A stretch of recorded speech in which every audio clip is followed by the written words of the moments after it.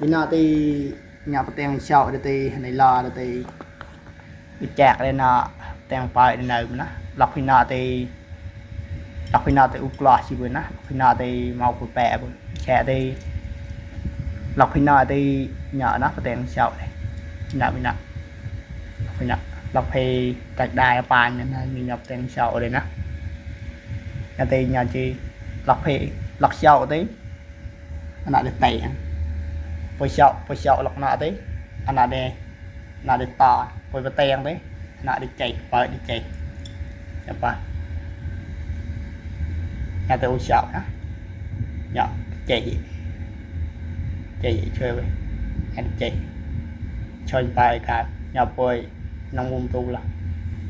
nhà được tỏ u lọc bài được tỏ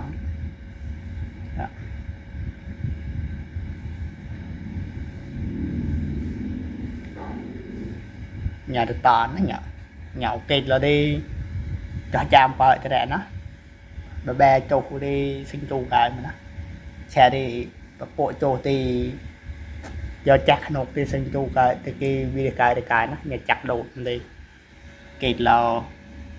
cho chạm phải cái đèn nhá nhặt vào bè cái sự ru bồi rồi nó